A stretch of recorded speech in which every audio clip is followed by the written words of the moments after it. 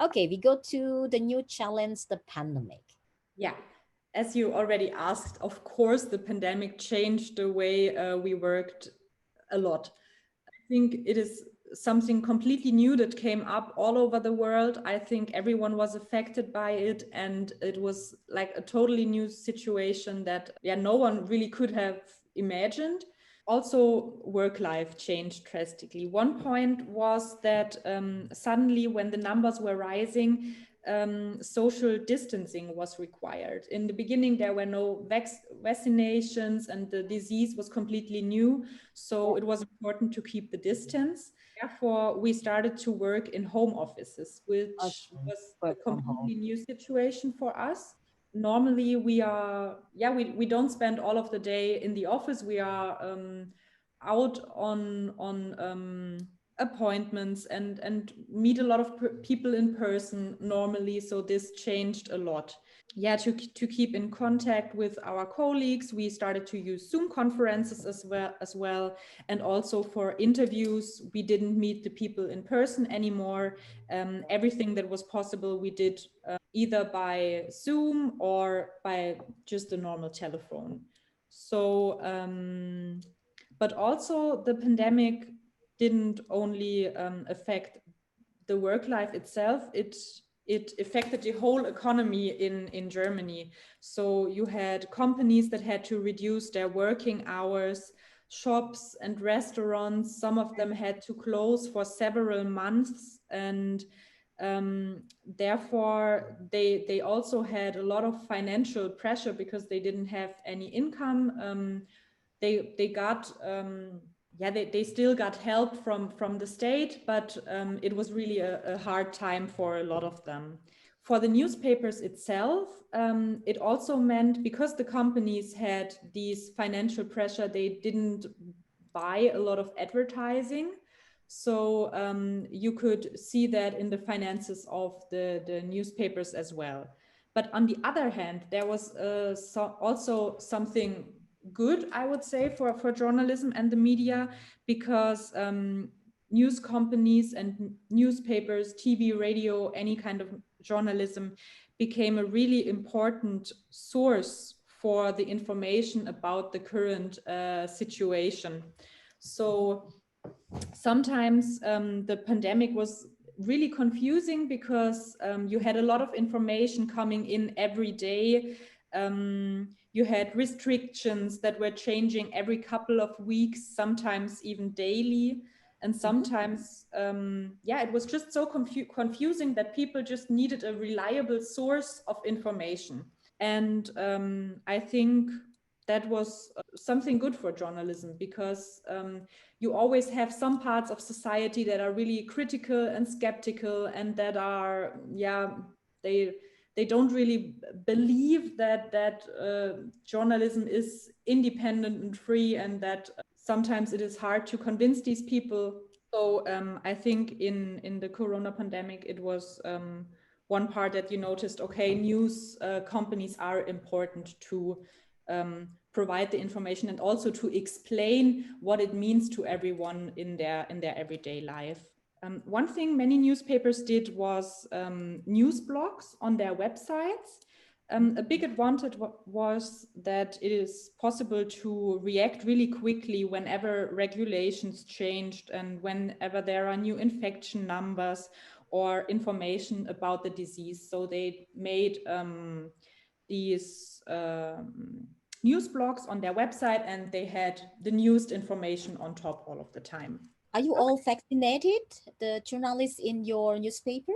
Are you vaccinated already, completely? Yes, yes, I Okay. am fascinated completely. I Only think the lowest. most of them are. I don't know in particular, but I think a lot of them are. Yes.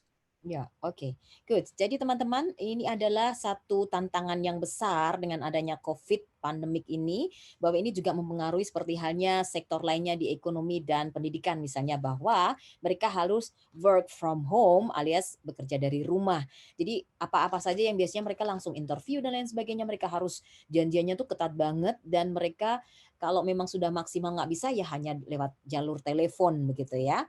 Dan ini juga sebuah tantangan besar karena orang tuh pada mikir sebenarnya koran ini menampilkan berita hoax tentang corona atau benar-benar mereka ini sudah investigasi dan memberitakannya di koran. Makanya ini mereka harus hati-hati banget, dan di media website mereka ini mereka juga bisa melihat bahwa orang juga bisa dengan cepat untuk mereaksi atau memberikan respon terhadap apa yang mereka tulis, dan dari pihak koran sendiri mereka juga bisa memberikan reaksi yang cepat, misalnya menulis data-data yang terkini, misalnya berapa jumlah yang terinfeksi, berapa jumlah vaksin yang sudah dibagikan, berapa orang yang misalnya harus divaksin di sebuah daerah dan lain sebagainya. Yeah, maybe I'll add a little bit of information because the pandemic didn't only change the way we worked, it also changed what we could write about, because social and cultural life, which is really a big part of our reporting normally, it suddenly was completely paralyzed. So there was nothing going on. No one could meet in person. So from one day to another, everything was about the pandemic. And you had infection numbers, you had the social distancing, you had the lockdowns and everything that came along with it. So for some part of the time, there was almost nothing else to talk about, which was a completely new situation for us as well.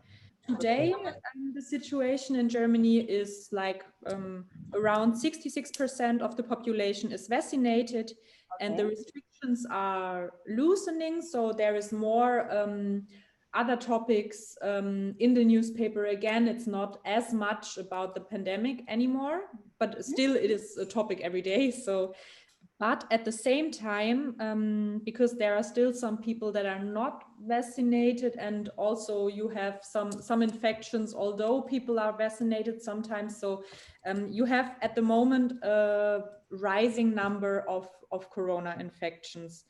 And that is quite concerning. And it's, although many parts of the daily life got quite normal by now, the pandemic is still not over, and it's really hard to tell how it will develop further.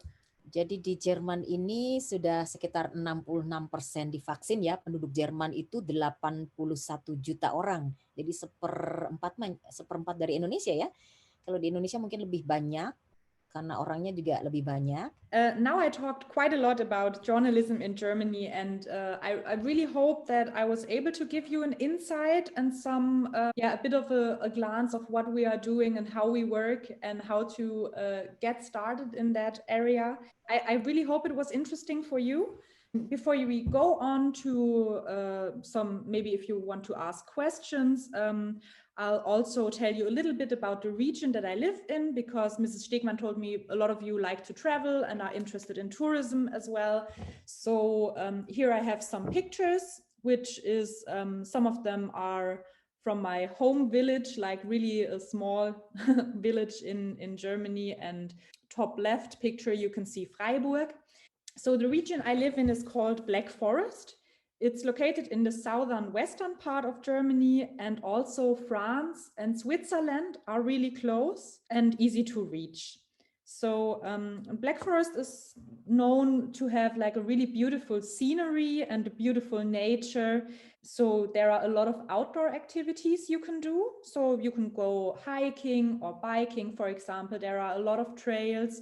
And I think the landscape is really, really beautiful, and it's nice to be outside and to see it. Also, we have a lot of historical buildings, for example, ruins and old buildings around in all over the area. So if you like medieval castles, for example, and things like historical buildings, you will find many places to go. If you like to discover cities, then Freiburg is a really good place to go. It has around 230,000 inhabitants. There is a famous and pretty big university with a long history as well. And you also have, because of that, you have a lot of students and young people living in Freiburg, and of course a great selection of cafes, bars, restaurants, and also culture. Freiburg is known to be a pretty relaxed and very ecological city. Yeah, and the historical city center is really, really beautiful.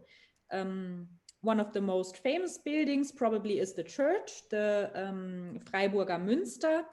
It is a cathedral in the center of the city. And in case you are more interested in sports, Freiburg is also has also a pretty good soccer team. I think soccer is just like the most important sport in Germany that everyone is really interested in, and there is a good team in Freiburg as well. A bit north of Freiburg, there is another really big tourist attraction. You can see it on the bottom right picture. It's Europa Park. Europa Park is a theme park, and it is said to be one of the best ones in the world. And it's really a lot of fun to go there actually, because there are a lot of roller coasters, and you can go on a lot of rides. But even if you don't really like that, there are still other attractions, for example, shows and restaurants.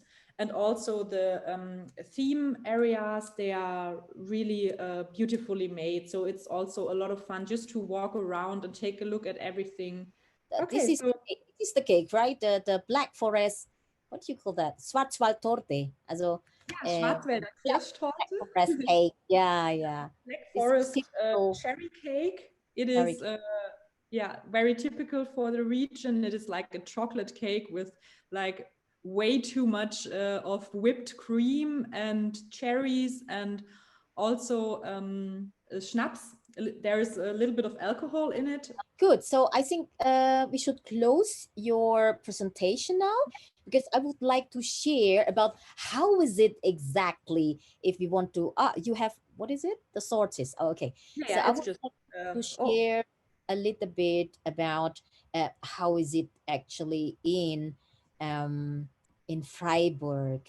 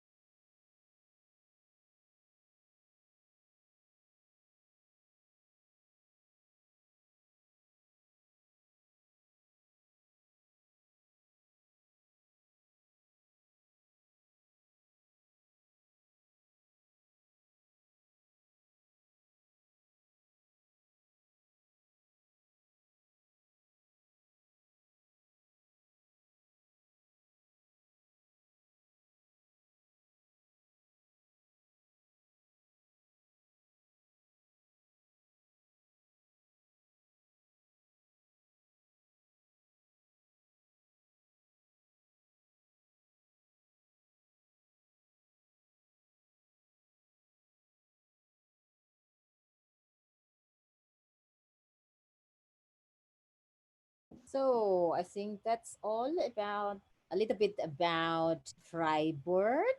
So I would like to invite people who already wrote down on the chat box because they already asked some questions. I would like to invite the one who like to ask Ria Manisa.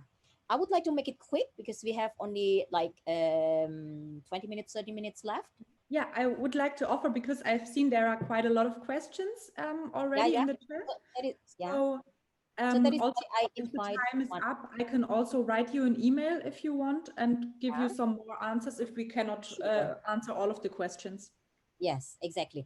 Please, Ria Manisa, can you switch on your video? I would like to show you to Frau Alena Ehrlich, so you can ask yourself, or I can read it for you. Mau nanya nih Bu Gana, apa perbedaan sistem pendidikan Jerman dan Indonesia? Bagaimana sistem ekonominya dan budaya apa yang menjadi kebanggaan di Jerman? Contohnya kalau di Indonesia ada Bali, Lombok, Jogja, Papua. Kalau di Jerman apa yang membanggakan? Okay, so this was from Ria Manisa. So, Frau Ehrlich, she asked about how is it the education system in Germany, and how is it the difference among the cultures? Because I think we have like 16 nations, also Bundesländer. So maybe one another, you have your own specification or something unique that make difference from, for example, Baden-Württemberg to Berlin or to North Rhine-Westphalen or so on. The first part was about the school Education system, right? yeah, About the education. Mhm. We go when we are really small, like from 1 to 5 or 6 years, we go to kindergarten, which is basically not a school. It's just to meet other kids and yeah, just like that. And then in when we are 6 years old, we start primary school. That is first to fourth grade, and after that we go to another school. I don't know if it's like high school maybe, and you can do different kind of programs depending on how your marks have been in primary school. You can do maybe Miss Stegmann can translate a little bit then, I will do. like Realschule or Gymnasium. And when you go to gymnasium, you can study at university afterwards. Jadi Risa atau teman-teman semuanya yang ada di sini, bahwa pendidikan di Jerman itu berbeda dengan di Indonesia ya. Kalau di Jerman itu biasanya kita atau Kindertageseinrichtung itu biasanya dipentingkan karena saat ini Jerman piramidanya kan terbalik, banyak orang tua ketimbang orang muda. Nah, orang tua ini harus disokong. Kalau nggak banyak orang yang bekerja, berarti negara terbebani dengan hutang yang banyak karena harus membayari orang tua.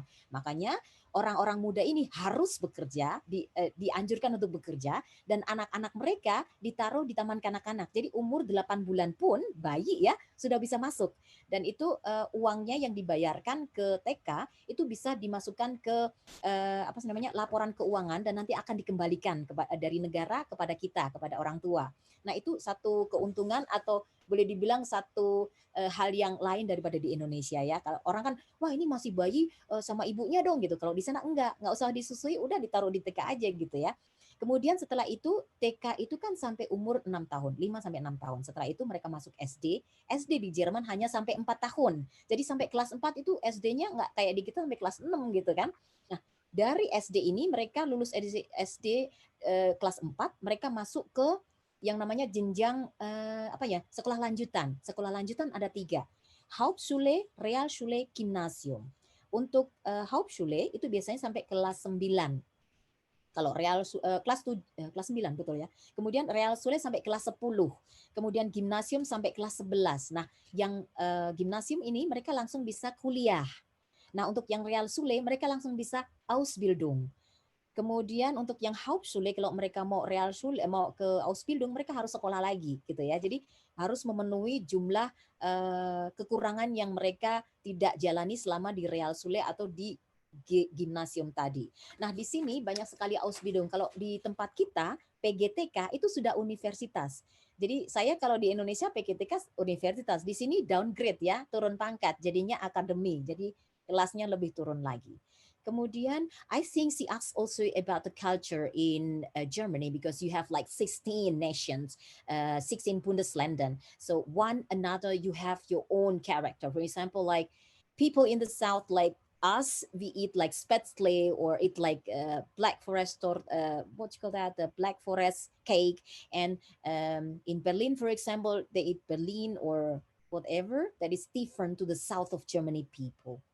Or what do you think about this 16 nation in Germany? Yeah, we have so it's hard to explain. We have Maybe like, only short. Mm-hmm. yeah, you have the 16 regions that the whole country is like divided in. And you, when it comes to political decisions, you have on the one hand, you have the decisions from Berlin that are important for everyone. So all of the 16 parts of Germany have to follow these decisions as well. But also each, it's called Bundesland, so each country has the possibility to make their own political decisions in certain areas as well. Yeah, so you have a little bit of differences, but I think it's actually pretty good to do it in that way because each region is very different. So you cannot really compare the southern part of Germany with, for example, a really big city or an area with a lot of big cities, for example, in a little bit more north in Germany. It's sometimes just really hard to compare because in the southern part of Germany, cities are not so big, the distances are quite long, there is a lot of nature and landscape and everything, and more in the north of Germany, you have bigger cities closer to each other. So there are some differences in the structure of the region. So I think it's good that they can make their own political decisions in some parts because it wouldn't be easy to find one way that would suit all of them. Jadi tadi sudah saya singgung sebentar ya bahwa di Jerman itu kan ada 16 negara bagian. Jadi 16 Bundesländer. Jadi satu daerah dengan daerah lainnya itu berbeda. Kalau kita ini kan, kalau saya dan Frau Ehrlich ini kan ada di daerah Baden-Württemberg. Artinya kita ada orang Jerman Selatan yang memang karakternya itu beda banget dengan orang-orang yang ada di utara. Jadi mungkin kita lebih persaudaranya lebih kental gitu ya, lebih kalau di tempat kita kayak di kampung begitu kan, dan banyak keindahan alam yang mungkin tidak bisa ditemukan di daerah lain seperti di Berlin atau di Hamburg karena mereka lebih kota besar begitu, kalau kita kan kota-kota kecil begitu. Langsung saja kita ke pertanyaan berikutnya. Saya persilahkan kepada Farisa dari Komunitas Traveler Kompasiana. Suaranya belum dinyalakan. Kesulitan Mbak, tidak bisa mikrofonnya, minta disampaikan saja. Oke. Saya sampaikan. Okay, question for Alena. Are there differences in work schedules and location and salaries between female and male journalists in Germany? Okay. It's hard to say in general. I would say it depends. In the company where I work, we have like a contract that is, I have to check for a word quickly, sorry. Yeah, we have a contract with a fixed income depending on your work experience. So I think if this is the case, I hope and I think that the differences are not that big, but not all of the media companies have these kind of contracts. So it still depends. In general, we definitely still have a gender pay gap in Germany. There is still a difference between the income of men and women in many parts, I think in almost every part of economy. So I think in some of the media companies, I think it might be a problem as well, and some more than others. It really depends. Oke, baik. Jadi ternyata di mana-mana tetap ada perbedaan gender ya. Meskipun Jerman itu termasuk negara yang sangat mendukung tentang anti gender. Artinya laki dan perempuan itu sama. Jadi duduk sama rendah dan berdiri sama tinggi. Tapi ternyata untuk gaji yang ada di beberapa koran di daerah Jerman misalnya, ternyata masih ada perbedaan antara gaji perempuan dengan gaji laki-laki. Tapi menurut saya tetap ada mungkin lebih ke sektor yang bawah begitu ya. Kalau sektor yang atas mungkin jurusan untuk bagian yang manajer begitu mungkin tidak ya. Oke, kita persilahkan untuk pertanyaan berikutnya dari Raun Maulero dari UM. Vielen Dank für die Gelegenheit und ja, ich heiße Ronny. Ja, ich habe zwei Fragen und die Frage sind, ich habe schon in einem Blog geschrieben und bekanntlich ist die Veröffentlichung in einem Artikel sehr wichtig. Viel geschrieben, aber wenn ich lese, das ist wohl sehr schade, ne? Gibt es Ihrer Meinung nach Tipps und Tricks, um unsere Schriften zu veröffentlichen? Und die zweite Frage, in Ihrer Erfahrung hätten Sie vielleicht ein schlechtes Ereignis über Ihre Arbeit? Wie sind die Regeln in Deutschland? Spielt sie eine große Rolle, besonders für den Journalismus? Welche Regeln? Also für Journalismus, die Regeln? Oder? Ja, genau. Okay. I will answer in English if it's okay. Yeah, okay. Yeah. In Germany, we have the Constitution and the freedom of press, and that we are free in our research and without any influence is based in the Constitution. So we have a lot of freedom, but still, you asked about bad experiences. It depends. We have some parts of society that are really critical and skeptical according to journalism and media, because although the journalism is actually pretty free in Germany, they don't really believe it, and they think that we might be I don't know, controlled by the politics or anything else.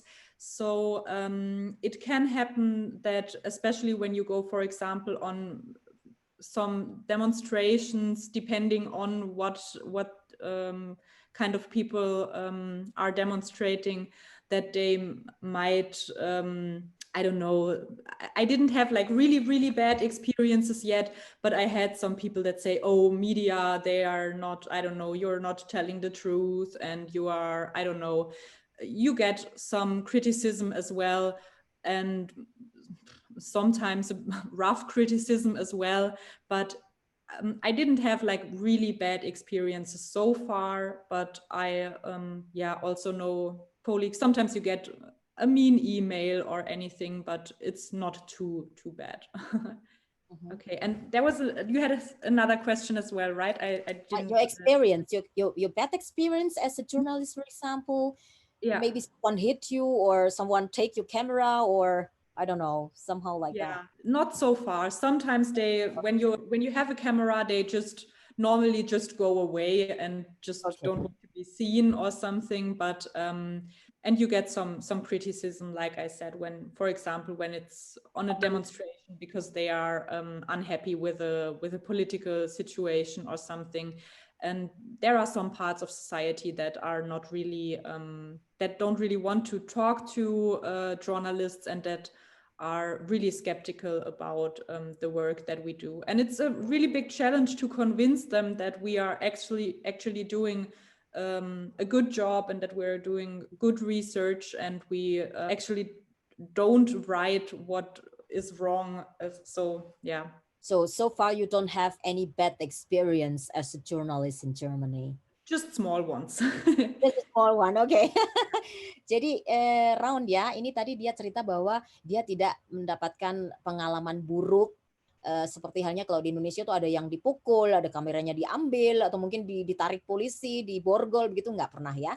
Karena memang di Jerman itu kan beda ya, yang namanya kebebasan itu nomor 1, semua orang boleh, begitu, apalagi wartawan gitu kan. Jadi kalau misalnya seperti yang sudah diberitakan pada Zoom terdahulu dari Deutsche Welle bahwa kalau misalnya seseorang orang kaya gitu ya bikin koran. Nah, orang kaya ini kan punya wartawan atau punya redaktur. Orang kaya ini nggak bisa mengontrol apa yang ditulis redaktur dan wartawan tadi. Jadi urusannya yang punya duit ini ya urusannya duit aja, urusan berita urusan wartawan dan redaktur. Jadi kebebasan jurnalisme di Jerman ini sangat berbeda dibandingkan di Indonesia. Kalau di kita mah pada takut sama yang punya duit gitu kan, yang punya koran gitu. Takut nanti aku dikeluarin gitu ya, aku dipecat gitu. Kalau di Jerman nggak begitu, karena kebebasan itu sangat dihormati, entah itu wartawannya ataupun dari redakturnya. Oke, now we go to Pak Sutiono dari Komunitas Traveler Kompasiana. Saya bacakan Pak Sutiono. Oke, saya bacakan ya. Kayaknya sedang ada masalah dengan tombol. Tombol yang mana ini?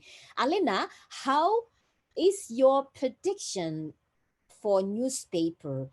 Will it be destroyed by online media one day? Now it's okay because you follow the newspaper, you follow about e-paper, so the website itself. Yeah. But I don't know one day. And the second question is, where do you check the fake news? Okay. So yeah, the prediction for newspaper, I think it's a really interesting question because no one really has like the answer for it at the moment. I think if the editions are developing further and are decreasing further, it's hard. It's really hard to say because I think also there are at least some young people that like to have like the printed product, like the printed newspaper. But I think that online will become way more important in the next couple of years. But yeah, for myself, actually, I really do like the newspaper. So for me, it's a little bit hard to say, okay, we will not need it anymore at one point of the time. But it's an emotional thing as well. So yeah, I don't know. There might be one time where it's just also financially not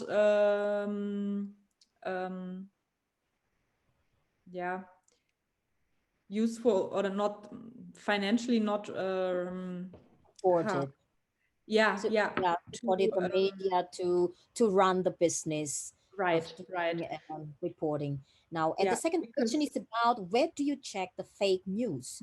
Because sometimes there are fake news around. Yeah. So it's also when you do research and you find, for example, numbers, or you talk to someone and he just tells you some kind of numbers or facts, then you should double check them. For example, you just have to find trustworthy sources. So you can ask experts, you can ask I don't know, organizations and people that did research in this kind of area, depending on what it is about. Or you can ask Das glaube ich auch okay, dass Sie auch auf Deutsch antworten, weil also Mbak Gana will dann dann antworte ich übersetzen. gerne. Ja. Dann antworte ich gerne auf Deutsch in dem Fall, genau, weil das sind einfach, manche Vokabeln sind dann wirklich schwer. Genau, also man muss einfach gucken, dass man eine zweite Quelle findet, die diese Informationen bestätigen kann. Gerade wenn man mit jemandem so im persönlichen Gespräch ist und der jetzt nicht gerade irgendwie eine Studie oder so irgendwie parat hat, sondern einfach irgendwelche Zahlen und Fakten in den Raum wirft, dann ist es schon wichtig, dass man nochmal überprüft, ob diese Zahlen auch stimmen. Also es gibt ja verschiedene Organisationen, die Zahlen und Daten erheben. Da kann man nachschauen, wenn es um solche Informationen geht. Man kann aber auch bei den Städten, bei den Gemeinden, bei der Landesregierung, bei der Bundesregierung, in den einzelnen Ministerien, die für bestimmte Bereiche zuständig sind, da kann man auch nachfragen. Es gibt auch verschiedene Quellen von Statistiken, die sehr glaubwürdig sind. Und auf diese kann man dann immer zurückgreifen und dann schauen, ob man das irgendwie ein bisschen einordnen kann. Außerdem ist es auch oft wichtig, wenn es gerade ein kontroverses Thema ist, dass man beide Seiten zu Wort kommen lässt. Also wenn es zu einem Thema irgendwie 2 Meinungen gibt oder mehr, dass man versucht, alles rundum zu beleuchten. Ja, und dann ist natürlich auch die Frage, gerade im Internet sind natürlich viele Fake News unterwegs, weil auch einfach jeder ungefiltert Dinge im Internet veröffentlichen kann, egal ob er jetzt Journalist ist oder nicht. Das kann halt einfach jeder tun und da ist es manchmal schwierig. Deshalb, was ich immer wichtig finde, ist einfach zu schauen, was ist die Quelle, und wenn nicht auf Anhieb irgendwie eine Quelle ersichtlich ist, die auch seriös ist, dass man dann immer erstmal ein bisschen vorsichtig ist und im Zweifel einfach einmal zu viel nachfragt und nachhakt. Und ja, es ist nicht immer ganz leicht, Fake News auf Anhieb zu erkennen. Ja. Ya, oke. Jadi Pak Sutiono tadi jawaban pertama tidak bisa dijawab karena dia sendiri juga masih belum tahu ya kalau sekarang ini masih survive karena mereka juga sudah merambah ke era digitalisasi dengan website dan seterusnya. Kemudian pertanyaan yang kedua tadi dia mengatakan bahwa untuk menanggulangi atau namanya banyak fake news ya di sekitar kita, dia harus mencari zweite Quelle atau sumber kedua yang terpercaya. Karena sekarang ini kan semua blogger bisa nulis, semua orang biasa bisa nulis, wartawan juga menulis. Jadi harus melihat dulu dari mana quelle atau sumber ini. Apakah sumber ini abal-abal? Apakah sumber ini serius? Jadi bisa dipercaya atau tidak. Kemudian akan mencari zweite Quelle atau sumber kedua yang juga terpercaya yang bisa untuk menjadi bahan perbandingan untuk mengetahui apakah tadi fake news atau berita betulan begitu ya. Saya persilakan kemudian pada Hasbi Bawasi untuk bertanya. Silakan. Ya, terima kasih sebelumnya. Saya ingin bertanya ke Alena. Apakah semua media di Jerman sana menulis berita itu dengan netral ketika membahas tentang politik dan pemerintahan? Mungkin itu. Okay. Gana. So, do you think all the journalists in Germany, they write about politics, for example, they will, what you call that? They write it naturally, means that nobody behind them who paid, you should do that, you should write that, or something like that, because they get paid, or you pay because of your heart. You write because of your heart. We have some, I took some notes on that as well. We have ethical standards in Germany in journalism. So the way we work, these are not like legal standards, but it's like an ethical codex that we follow. And that is that our research has to be neutral and as objective as possible. So it is not, we shouldn't get paid or influenced by anyone. Is really not common to do that, and it's also not according to the ethical standards that we work with. So it is really important. So the rules are we have to tell the truth. So we cannot like invent anything that we just came up with. We have to be aware of the human dignity. We have to separate journalism and advertising very clearly.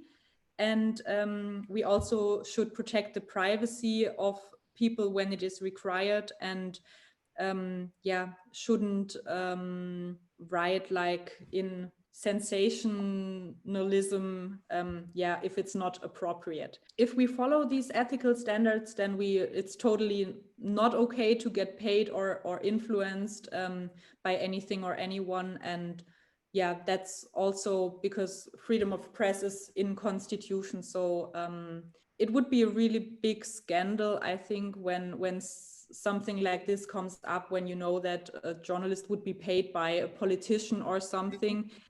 It might happen, but it is really, if it comes public, it would be like a really, really big scandal. So you follow the standards that are required.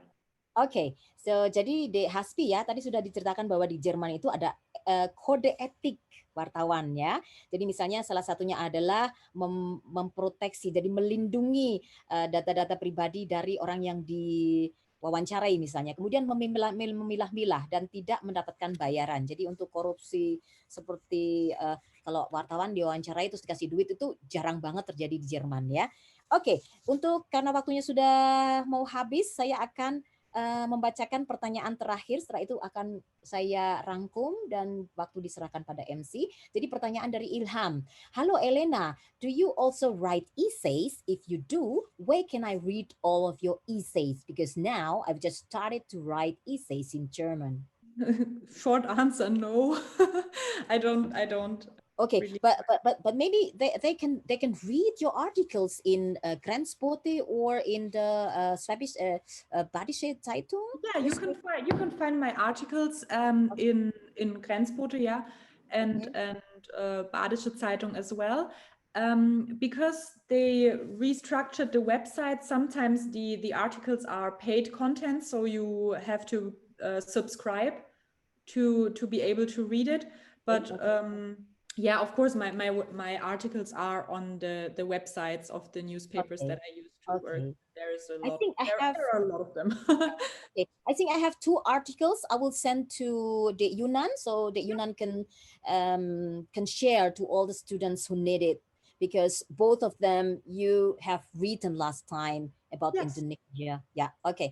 Jadi Dek Hasbi, Dek Hasbi tadi dikatakan bahwa sampai hari ini dia tidak menulis isi, tetapi nanti akan saya kirimkan ke Dek Yunan ya, ke Pak Yunan ini, tulisan Frau Ehrlich atau Mrs. Ehrlich ini yang sudah dicetak di Schwäbische Zeitung atau di Grenzbote dan satunya di koran Badische Zeitung. Nanti akan saya scan dan saya kirim. Jadi untuk bisa dibaca bagaimana cara dia untuk mengekspresikan ide dan wawancara yang sudah dia lakukan bersama saya. Baik, karena waktunya sudah habis, saya akan rangkum sedikit sebelum saya akan kembalikan karena sebentar lagi adalah waktu maghrib di Indonesia. Jadi untuk kesempatan hari ini kita sudah banyak berbincang dengan Mrs. Ehrlich, bahwa tadi banyak presentasi yang sudah kita lihat tadi di layar ya, bahwa untuk menjadi seorang wartawan itu banyak caranya, jadi tidak melulu harus menjadi seseorang yang banyak tahu tentang jurusan komunikasi atau tentang jurnalistik, karena banyak teman dari Frau Ehrlich ini justru dari jurusan lain seperti jurusan sejarah, ekonomi, atau politik misalnya, tetapi mereka punya interest untuk menulis dan itu membuat mereka terpanggil menjadi wartawan. Kemudian bagi adik-adik semua yang ingin menjadi jurnalis di Jerman, saya sarankan untuk menjadi siswa Ausbildung di sini, jurusan jurnalistik, atau yang paling bagus adalah program double, karena selain bisa belajar, kalian bisa bekerja, kalian dapat duit, bisa kaya ya. Jadi ngirit, masak sendiri, duitnya banyak. Nah, setelah itu dia juga banyak bercerita bahwa kode etik di Jerman tentang jurnalistik itu sangat dihormati, jadi tidak ada yang namanya uang uang amplop gitu ya. Kemudian tulisan yang mereka tulis adalah murni dari hati nurani, tidak ada yang membayar, dan mereka juga harus menghargai tentang data-data pribadi siapa yang diwawancarai. Kalau di Indonesia mungkin masih belum begitu seperti di Jerman ya. Dan tadi ada tempat wisata seputar Freiburg yang kita tampilkan, dia mengatakan bahwa tempat wisata itu ada banyak, misalnya kalau yang suka ski bisa main ski, kalau suka jalan bisa hiking di Black Forest atau Schwarzwald, karena di daerah Jerman Selatan adalah daerah yang dikelilingi oleh hutan Black Forest atau Schwarzwald, makanya ada kue yang namanya Schwarzwald Torte atau kue cherry tadi ya. Oke, terima kasih untuk hari ini partisipasi dari adik-adik semuanya, bapak-bapak, ibu-ibu, dan juga kolaborasi komunitas traveler Kompasiana dengan Universitas Negeri Surabaya dan STBA Yapari Aba Bandung. untuk hari ini semoga merupakan hari yang menyenangkan. Sudah terhubung antara Indonesia dan Jerman hanya dalam satu jari, dan semoga informasi tentang jurnalisme dan wisata di Jerman ini akan memberikan motivasi tinggi bagi adik-adik semuanya atau siapapun yang ingin mengembangkan diri. Tidak hanya melakukan apa yang sekarang ini dijalani, tapi beberapa hal yang mungkin sudah terbetik karena adanya perbincangan dengan Frau Alena Ehrlich atau Mrs. Ehrlich ini. Demikian saya selaku salah satu yang mewakili dari komunitas traveler Kompasiana mengucapkan terima kasih sekali lagi, dan saya sangat senang dengan kesempatan yang kita dapatkan untuk hari ini berbincang dengan Alena Ehrlich. Thank you very much for today, Alena Ehrlich, and I hope that all the students can take all the advantages, your information, your ideas and everything, and can follow to be a journalist in Germany one day, or at least they can visit you in your newspaper, in your office in Lahr, so they can learn a little bit about how is it exactly day in daily. Okay, saya akan sambung ke MC De Novia. Okay, so also thank you for having me and asking me to join the talk show. It was a new experience for me. I hope it was interesting for you. And also, if you still have some questions, Mrs. Stegmann has my email address. She can give it to anyone if there are further questions. I would like to answer them by mail or anything, or you can also find me on Facebook and just text me if anyone has any other questions. Let me know. I will forward it. Demikian, wassalamualaikum warahmatullahi wabarakatuh. Silakan Dek Novia. Okay, thank you so much, Frau Alena Ehrlich, for sharing your journalism journey and experiences, which are very, very interesting for all of us here. And I would like to deliver my thanks to Mrs. Gana as our moderator in today's talk show.